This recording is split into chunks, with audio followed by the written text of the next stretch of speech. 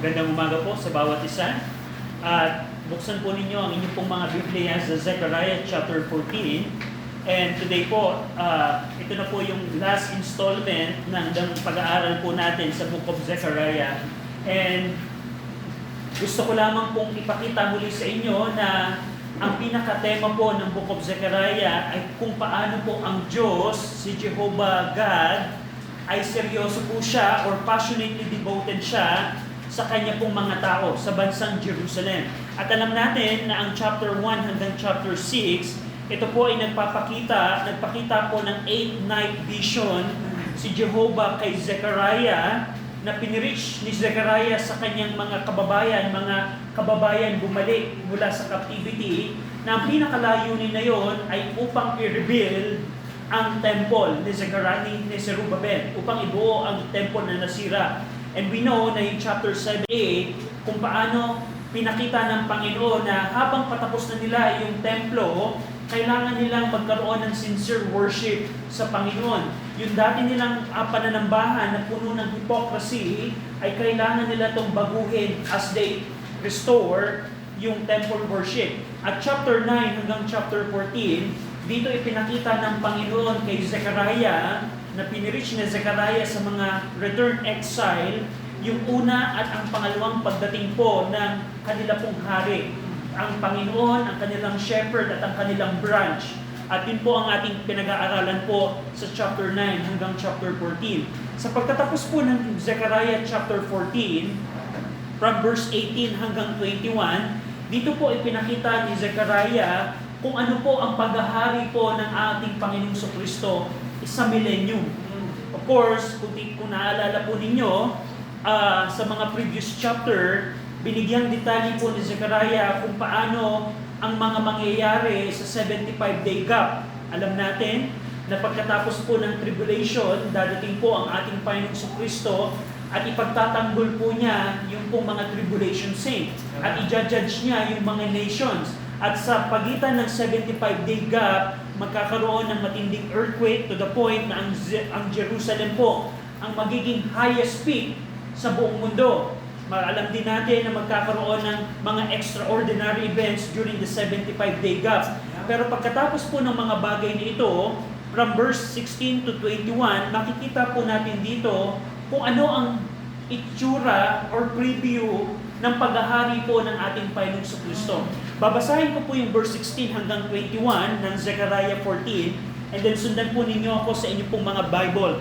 Zechariah 14 verse 16, "And it shall come to pass that everyone that is left of all the nations which came against Jerusalem shall even go up from year to year to worship the King, the Lord of hosts, and to keep the feast of tabernacles. And it shall be that whoso will not come up all the families of the earth unto Jerusalem to worship the King, the Lord of hosts, even upon them shall be no rain. And if the family of Egypt go not up, and come not that have no rain, there shall be the plague, wherewith the Lord will smite the heathen that come not up to keep the feast of tabernacles. This shall be the punishment of Egypt, and the punishment of all nations that come not up to keep the feast of tabernacles." Verse 20, "In that day shall there be upon the bells of the horses holiness unto the Lord, and the pots in the Lord's house shall be like the bowls before the altar. Yea, every pot in Jerusalem and in Judah shall be holiness unto the Lord of hosts, and all they that sacrifice shall come and take of them, and sit therein. And in that day there shall be no more the Canaanites in the house of the Lord of hosts." Shall we pray? Ama namin Diyos, salamat Panginoon sa Book of Zechariah na ibinigay niyo po sa amin upang aming mapag-aralan po at makita namin, Ama, ang kalooban po ninyo sa aming pong mga buhay. We pray na patawarin niyo po kami sa aming pong mga kasalanan, and we pray na bigyan niyo kami ng kaunawaan as we study ang huling bahagi ng Book of Zechariah. At ito po nawa ay maging encouragement po sa bawat mananampalataya na tingnan ang glorious sight ng paghahari po ng aming Panginoong Kristo. Tulungan niyo po kami. I pray na ang banal na Espiritu po ang mamuna. I pray na maluwalhati namin kayo sa aming pong pag-aaral. In Jesus' name we pray. Amen. So, dito po sa ating pong pag-aaralan, ipapakita po sa atin ni Zechariah kung ano ang paghahari po ng ating pong Panginoong Kristo. We can categorize it sa dalawang bagay. Ang paghahari po ng with the rod of iron, na merong stick na bakal, o the word rod, ano po sa Tagalog ng rod? Pamalod na bakal. Ganun po ang paghahari po ng ating Panginoong Kristo with the rod of iron. At pangalawa, magkakaroon po ng paghahari ang Panginoon ng meron pong holy nation, the kingdom of priests and ang holy nation. Ganun po ang magiging karakteristik po ng kaharian po ng Panginoon. And dito po sa ating pong pag-aaral, pinakita po dito ng Panginoon na ang mga tao po, hindi lamang yung mga tribulation saints ay pupunta paakyat ng Jerusalem. Remember, dahil po sa matinding earthquake na mararanasan ng buong mundong ito, during the 75-day gap, bababa po ang mga bulubundukin at ang Jerusalem po ay tataas. At year by year, ang mga tao po ay aakyat sa Jerusalem to literally worship ang hari po ng si King Jesus. At hindi lamang po doon, ipinakita dito ni Zechariah na kung ang sino man ang hindi susunod sa pagsamba sa Panginoon ay makakaranas ng immediate punishment. Pinakita din po ng ating pong text dito na in the millennium, ang lahat po ng bagay ay magiging sakdal or banal. All things will be holy. And the Lord will finally reign over His kingdom of priests and an holy nation for 1,000 years. At ito po yung binabanggit ng kinanta natin kanina, look ye saints, the sight is glorious. Kung titingnan po natin yung millennium kingdom at titingnan natin ang situation po natin sa ating pong panahon, makikita natin na we will not be discouraged sa ating panahon. Yeah. Kung ikaw ay Pilipino and you are subscribed sa mga news, ng current event news ng Pilipinas, you will be discouraged. 2 months na or magti 3 months na, wala pa rin nakukulong sa corruption na nangyari po sa atin. And kung ikaw ay Pilipino, you will be discouraged. Pero kung alam mo ang millennium reign ng Panginoong Kristo, you will not be discouraged. Yes, in some way, you will be discouraged, but that's not our concern. Because there's something better na piniprepare ang Panginoon para sa iyo at para sa akin kung ikaw ay na kay Kristo today. At yun po ang pinapakita ng Book of Zechariah. Yung verse number 16, sabi po dito, and it shall come to pass that everyone that is left of all nations which came against Jerusalem will even go up from year to year to worship the King, the Lords of hosts. So after revealing ni Zechariah ng mga extraordinary events na nakita natin in previous chapter, ngayon na dito sa Zechariah, nag-i-introduce siya ng bagong eschatological event by saying, it shall come to pass. Pagkatapos ng mga nangyari na paglindol, nangyari ng glorious light, pangyayari ng pag-judge ng Panginoon sa mga kampo ni Antichrist, ngayon merong isang eschatological event. It shall come to pass. Anong event ito? Zechariah, sinabi niya dito na merong matitira, that everyone that is left of all nations. Anong tinutukoy dito ni Zechariah? Alam natin, sa tribulation po, maraming tao po ang madideceive ni Antichrist. Maraming tao po ang tatanggap ng mark of the beast at maraming tao po at bawat bansa po ay kakalabanin ang mga tribulation saints. At alam natin sa pagbabalik po ng ating Panginoong Kristo, pupuksain po ng Panginoon ang lahat po ng mga nation. At meron pong matitira po doon. Yun po ang tinutukoy po dito ni Zechariah, the tribulation saints. Yung pong mga tao na nag-reject kay Antichrist, yung pong mga tao na hindi nagpatatak ng mark of the beast, at yung mga taong nagpakita ng pananampalataya sa Panginoong Kristo at nagrepent ng kanilang kasalanan, sila po yung mga remnant na tinutukoy po dito, that everyone that is left of all nation, dahil lahat po ay pupuksain po ng Panginoon, meron pong mga matitirang tribulation saints, at sila po yung papasok sa millennium kingdom. At anong gagawin din ng mga taong ito? Sabi ni Zechariah, they shall even go up from year to year to worship the King, the Lord of hosts. Yung pong mga tribulation saints, sila po ay pupunta paakyat ng Jerusalem. They will go up from year to year to worship the King the Lord of hosts. Ito pong mga tao na pumasok sa kingdom of God, they will come literally sa Jerusalem, at these people will bow down before King Jesus. Yung word na worship the King, ipinapakita po dito yung literal na pagsamba sa Panginoon.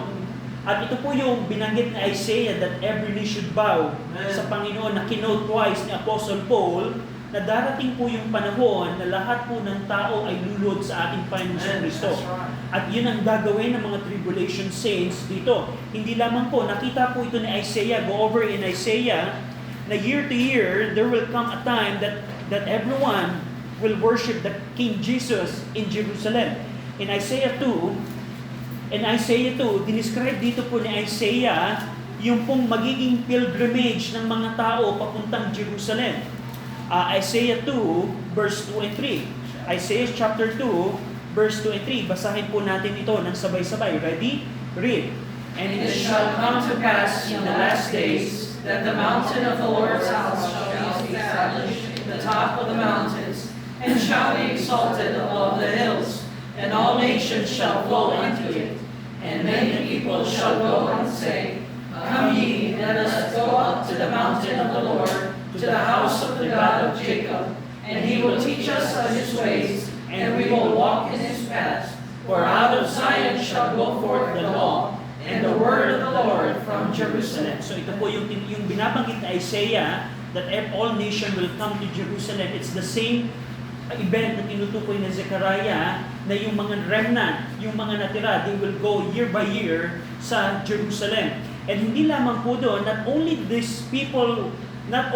these people worship King Jesus, but they will also keep or celebrate the Feast of Tabernacles. Nabanggit sa huling bahagi ng verse 16, and to keep, not only to worship the King, the Lord of hosts, but also to keep the Feast of Tabernacles. So, ang Leviticus chapter 22 po, verse 33 to 44, you don't need to go there, pero binibigyan detalye ni Moses sa Leviticus 23 kung ano po yung detalye ng Feast of Tabernacles. Ang Feast of Tabernacles po, ito po yung final festival or feast ng taon po ng mga Hudyo, marking the completion ng agricultural cycle. At dito, nire-recall nila as they celebrate or keep the Feast of Tabernacles, nire-recall po nila yung kanilang wilderness wandering, yung kanilang naging journey sa wilderness. At ito pong feast na ito, as per Leviticus 23, ito po yung 5 days after the Day of Atonement. In-explain po ng Panginoon in Leviticus 23, ano yung layunin po ng Feast of Tabernacles. Go over in Leviticus 23. Bakit ang mga tribulation saints ay magkikip ng Feast of Tabernacles? Tingnan niyo po ang Leviticus 23, meron po itong parallel, 23:43, Leviticus 23:43, that your generation, referring sa Feast of Tabernacles, that your generation may know that I made the children of Israel to dwell in booths when I brought them out of the land of Egypt. So, kung paano yung mga Hudyo nung panahon ni Moses ay nagsa-celebrate ng Feast of Tabernacles, yung pong mga tribulation saint in the Millennium Kingdom will annually worship the Lord through the Feast of Tabernacles to celebrate His deliverance from the tribulation and from the bondage of sin. And they will also celebrate and recall yung ingathering ng Panginoon sa kanyang mga tao, sa mga tribulation saint, in His dwelling place in the millennium. So, ang mga tao po, binigyang preview ni Zechariah na yung mga tribulation saints na natira, year after year, magsa-celebrate or magkikip sila ng Feast of Tabernacle upang i-recall ang naging salvation ng Panginoon sa tribulation sa kanila. At yun po ang gagawin po ng mga tao pong ito. Verse number 17 and 19, so nakita natin po yung mga tribulation saints. And by the way, before we read yung 17 to 19, yung pong mga makakapasok po ng Millennium Kingdom ay wala pa po silang resurrected body. Meaning, since wala pa silang resurrected body, they will have a capability to procreate. Ang mga mananampalataya po, of course, tayo po ay we will rule and reign with Christ. pagkatapos po ng rapture, magkakaroon tayo ng resurrected body at merong 7 years tayong i-spend sa kalangitan at bababa tayo kasama ni Jesus Christ sa mundo pong ito to rule and reign. Pero yung pong mga taong papasok from tribulation, they have the physical body and they will procreate at magkakaroon sila ng mga anak at mga offspring. At yung pong mga anak po nila, meron po silang Adamic nature na hindi po ligtas. So, ang tribulation saint, mga ligtas po sila, pero yung magiging anak po nila, they will become the unsaved offspring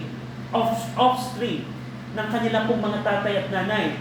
At ito pong, ang pagkakaiba po dito, ito pong mga unsaved offspring, they will live in a perfect environment. Yung Millennium Kingdom po, ito po ay magiging perfect environment kung saan si King Jesus will visibly reign on His throne in Jerusalem. Pangalawa, the majority of the earth consists of believers. Angels and believers, Old and New Testament saints, ay nandito po sa mundo pong ito. The third thing, there are no Satan, there are no demons or idols. Ang mundo natin, puro po idols, puro po impluensya ni Satanas, puro po padarayan ng mga diablo. Pero sa Millennium Kingdom, wala po mga elemento po na yun. At essentially, a restored Garden of Eden surrounding them, katulad po ng binanggit ng mga propeta. Pero kahit ganun po ang kalalagayan ng Millennium Kingdom, yung pong mga unsaved offspring ng mga tribulation saint, they will not wholeheartedly submit to King Jesus. Para pong isang anak na ayaw magsimba, let's say ikaw ay nanay at tatay, merong nanay at tatay na Kristiyano, pero yung kanyang teenager na anak ay ayaw mag-church, pero since yung parent ay pupunta sa church, yung teenager walang choice kundi pumunta din ng church. At ganun po ang magiging puso po ng mga unsaved offspring ng mga tribulation saint. Kaya nga, tingnan niyo po yung sabi ni David, dinescribe po ito ni David in Daniel chapter 2. Go over in Daniel chapter 2. Kung ano ang magiging rebellion ng mga offspring na ito, mga unsaved people na ipapanganak sa tribulation, sa millennium. Psalm 2, verse 1 and 3. Why do the heathen rage and the people imagine a vain thing? The kings of the earth set themselves and the rulers take counsel together against the Lord and against His anointed, saying, let us break their bands asunder and cast away their cords from us. Yung pong mga salitang yun, yung pong mga katagang, let us break their bands asunder and cast away their cords from us, yun po yung magiging rebellion ng mga tao kung ipapanganak sa millennium. Hindi ibig sabihin nasa Garden of Eden like ang mga tao, wala na si Satan, wala na ang sistema ng mundo, ay ang tao ay automatic na magsasubmit sa Panginoon. Makikita po natin sa millennium na ang pinaka-root ng kasalanan ay hindi ang sa Satanas, hindi ang sistema ng mundo, kundi ang puso po ng tao. Na kahit nasa perfect government po, perfect surrounding, ito pong mga taong ito, yung pong mga unsaved people in the millennium, they will not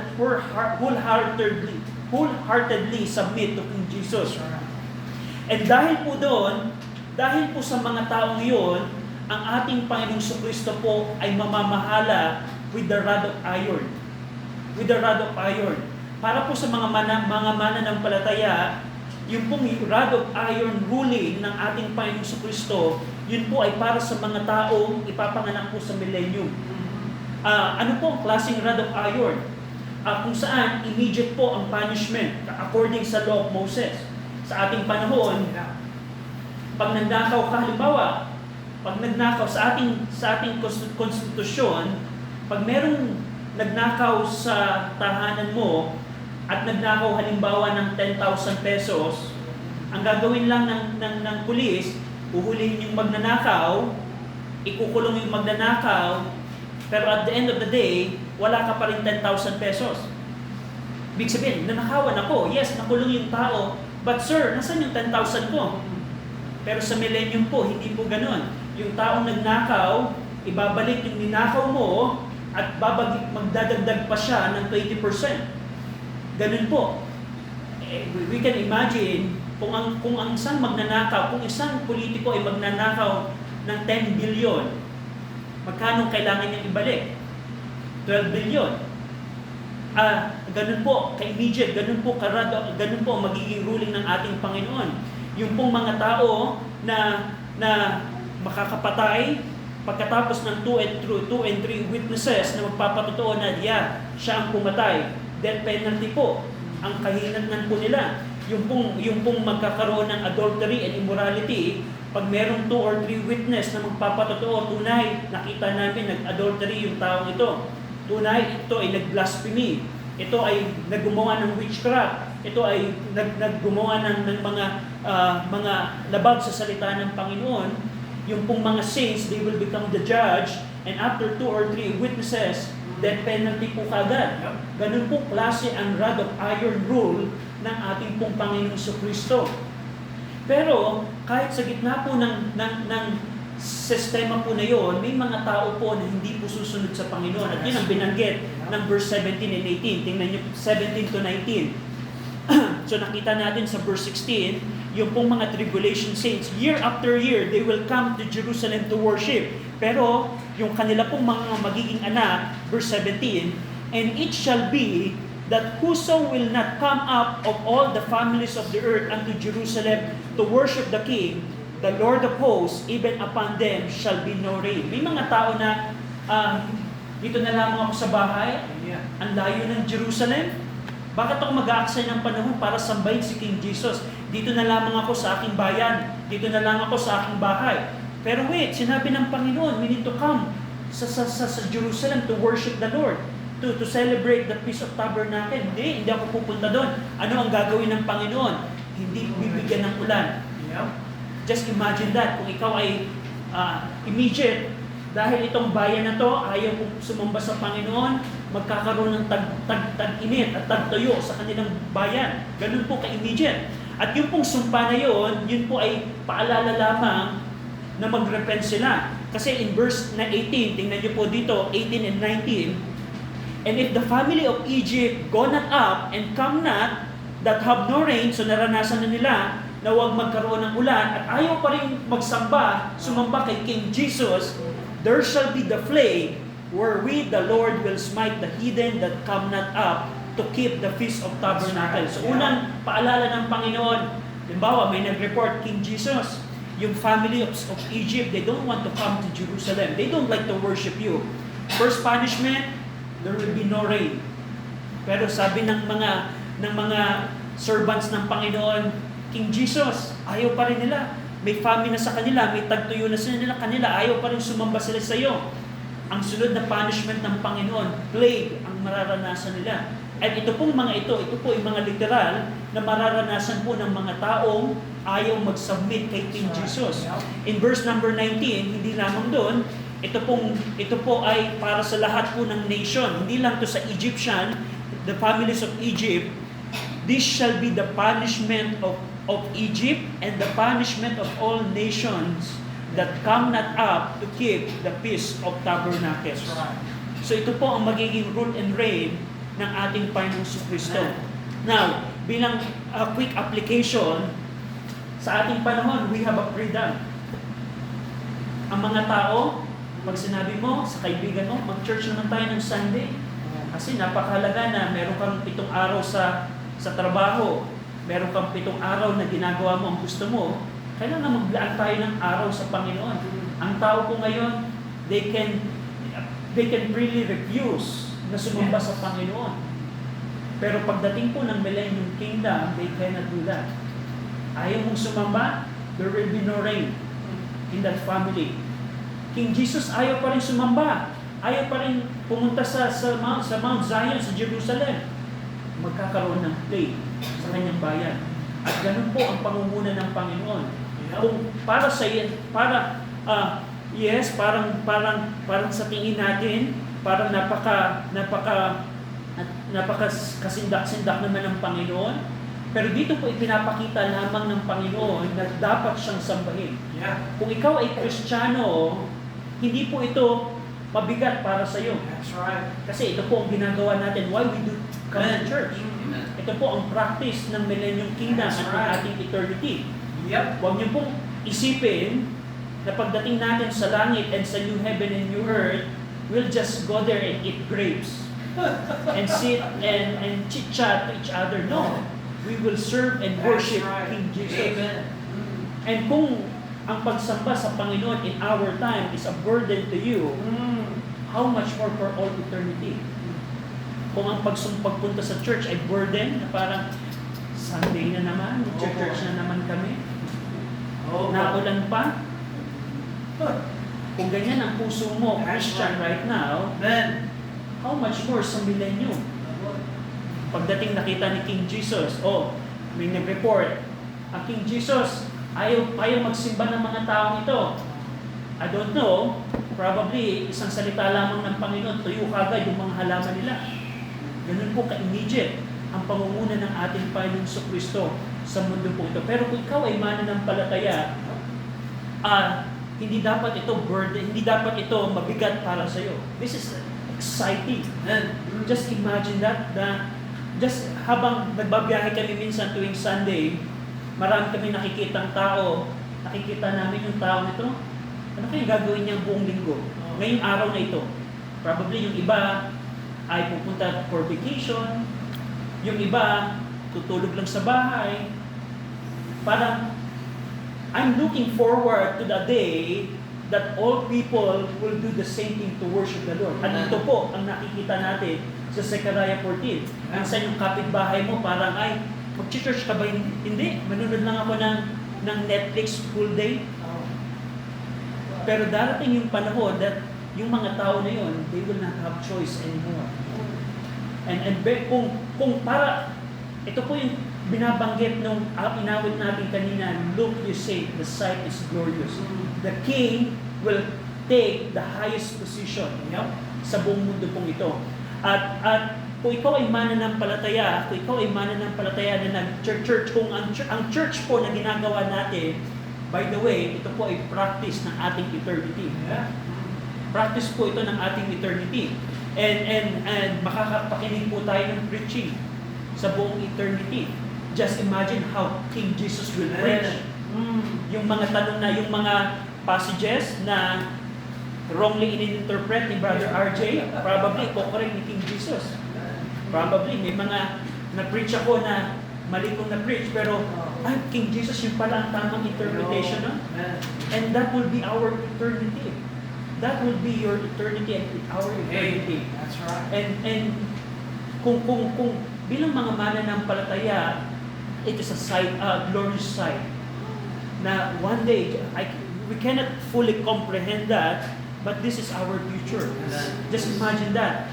Na ang tao, pag sinabi mo pumunta ka, nagbigay ka ng gospel literature sa Millennium Kingdom, they don't have choice to reject that. If they were going to reject that, immediately the rod of iron will be implemented. Just imagine the adultery in our time, the fornication sa Millennium Kingdom, wala na po yan. Yung pong mga rap music na nasa kalye, they will all be gone. Nabanggit nga ng verse number 21, there shall be no more Canaanite in the house of the Lord of hosts. Yung pong impluensya ng mga pagan or heathen, wala na po ito sa Millennium Kingdom. Pero that is our future. Now, bilang application, kung ikaw ay Pilipino, we have a current event na napakalungkot.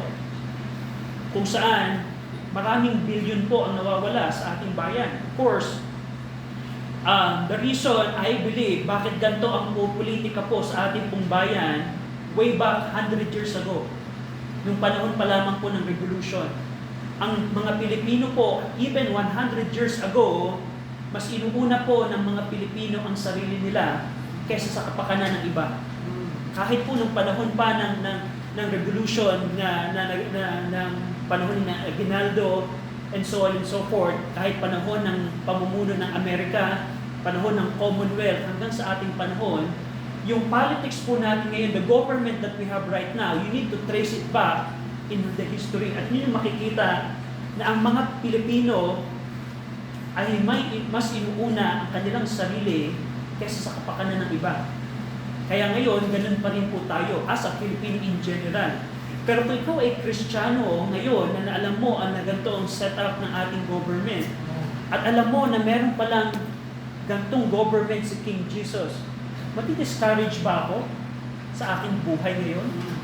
Pupunta ba ako at pupunta ba ako sa maraming Baptist churches, o alam mo, magkaisa tayo mga Baptist church at magkaroon tayo ng social justice? Ganun ba ang kailangan natin gawin? Hindi po. Ang kailangan natin gawin, yes, hanggat pinapayagan tayo ng government to gather and to preach the gospel freely, it's okay na.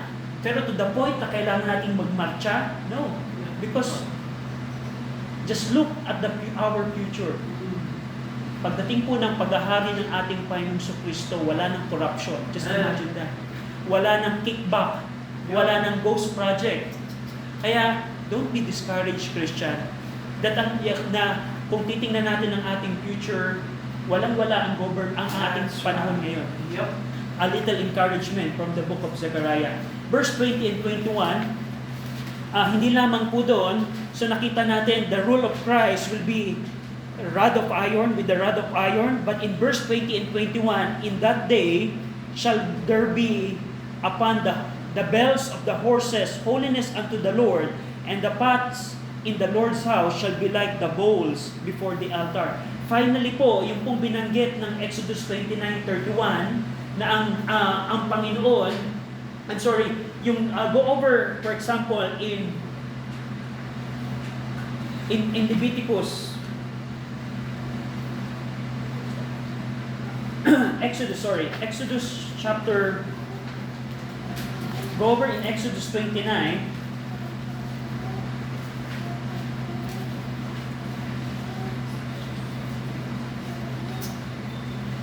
Exodus 19 verse 6. Exodus 19 verse number 6. Exodus 19 verse 6. And ye shall be unto me a kingdom of priests and an holy nation. These are the words which thou shalt speak unto the children of Israel. Dinisenyo ng Panginoon ang bansang Israel po will become a kingdom of priests and a holy nation. But we know na hindi po, yes, referring to sa Israel, pero hindi po nila ito na-fulfill because of their rebellion sa Panginoon. Pero pagdating po ng millennium, dito po mapupulfill ng Panginoon ng bansang Israel ang fulfillment po nito. Na kung saan to the point na yung bells ng horse, yung mga ordinary things ng mga items, articles, or mga bagay sa Millennium Kingdom, even the bells of horse, ay meron itong magiging inscription, holiness unto the Lord. Even yung mga pots, yung mga bowl na gagamitin sa tahanan ng Panginoon, lahat po ng items na ordinary, it will become holy, meaning separated for the use of God. At yun po ang magiging characteristic ng Millennium Reign of Christ. At hindi lamang po doon, ang nakita po natin sa verse 21, so, verse number 21, yea, every pot in Jerusalem and in Judah shall be holiness unto the Lord. Lahat ng ordinary pot ay magiging banal ito para sa Panginoon, meaning it will be separated for the use of God. And all they that sacrifice shall come and take of them and sit therein. So yung mga priest na mag-animal sacrifice, gagamitin nila yung mga ordinary pots upang lutuin yung mga leftover flesh. And sa millennium po, mare-restore po yung animal sacrifices, by the way. Hindi para tumingin in the future act of Christ in the cross, but instead to look back what Christ did sa krus po ng Kalbaryo. Pero gusto kong pansinin nyo dito na even yung mga pots na gagamitin para sa pagluluto ng mga leftover flesh, they are all become holy. So, they will become holy. And lastly, sa huling bahagi ng verse number 21, and in that day, there shall be no more the Canaanites in the house of the Lord of hosts. Dito, ang final message ng Panginoon through Prophet Zechariah declares, yung pong pagan desecration of the Lord's house will never again occur in the Millennium Kingdom. In that day, there shall be no more Canaanite in the house of the Lord of hosts. Dito po ipinapakita ng Panginoon or nire-remind ng Panginoon ang mga returned exile that in the future kingdom, there shall be no more evil desecration of the temple. When the Jews introduced the worship, Canaanite worship, as per Deuteronomy 1:7, 7:1, and Joshua 3:1. So ang point dito ni Zechariah o ng Panginoon, wala na ang magiging pagan desecration, wala na ang pwersa ng Diablo, wala na ang pwersa ng Antichrist sa pagdating po ng millennium. Aren't you glad that that day is coming? Aren't you glad na yung mga impluensya ng fashion ay wala na? Yung evil fashion natin, wala na. Pagdating ng millennium, yung evil and worldly music sa millennium ay wala na.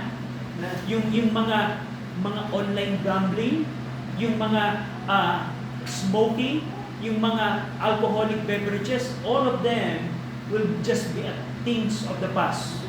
At ganun po ang millennium kingdom. And bilang mga mananampalataya, we will rule and reign with Christ. So, bilang challenge po para sa atin, of course nakita natin, encouragement to sa atin, relating itong millennium kingdom ng Panginoon sa scenario na nangyayari sa ating government right now. The thing here is, don't be discouraged. Because just look at the glorious sight of the rule of reign in Christ. Just imagine that. At ngayon, ano ang ating maging focus? Sabi ng Panginoon sa Matthew 6:33, but seek ye first the kingdom of God. Yung kingdom of God po na tinutukoy po doon ni Jesus Christ ay yung pong binabanggit po ni Zechariah. Now, ang tanong mananampalataya Christian, ano ang mas una mong sinasaliksik? Ang kaharian ba ng Panginoon? Nakita natin na yung mga impluensya ng mga pagan, evil, ay magiging wala na po sa pagdating ng millennium reign of Christ. Mas uunahin ko ba ang things of the world kaysa sa kaharian ng Panginoon? Pangalawang, bilang challenge, paano ikaw, Kristiyano, abala sa layunin ng Panginoon in our time as preparation for the millennium reign of Christ? Bilang side note po, alam niyo po ba na kung ano ang ginawa mo kay Christ today sa kanyang programa, it will dictate what will be your position in the kingdom of God. Kung halimbawa, isa akong Kristiyano na hindi ko alam ang Old Testament or batas ng Panginoon, do you think bibigyan ako ng Panginoon dahil si RJ ay Kristiyano siya, pero hindi niya alam ang aking word of God, do you think gagawin ako ng Panginoon na judge in the future? Pag may lumapit sa akin na inaakusa, Sir RJ, ito nahuli namin in adultery. Tapos ako magiging judge, ano ba ang batas natin sa adultery? Bubuksan ko pa ba ang word of God? Ay, hindi ko alam eh.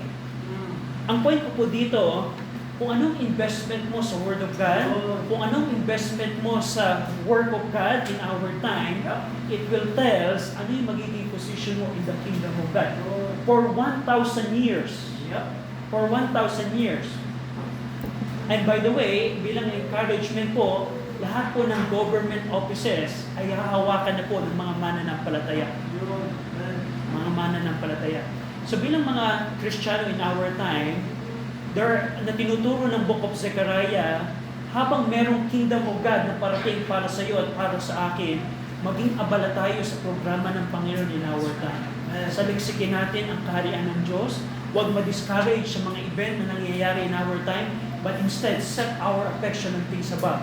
At habang tayo ay nakatingin sa future, maging abala tayo sa kalooban ng Panginoon in our time. What is that? To share the gospel, to establish churches, and to become a witness sa ating mga tao nasa paligid po natin. Shall we pray? Ama namin Diyos, salamat Panginoon sa kaharian ng Panginoong Kristo, kaharian ng langit na pababa dito po sa lupa. Salamat Ama dahil kami Panginoon ay meron pong pangako na natanggap sa inyo na ang mundo pong ito ay lilipas po.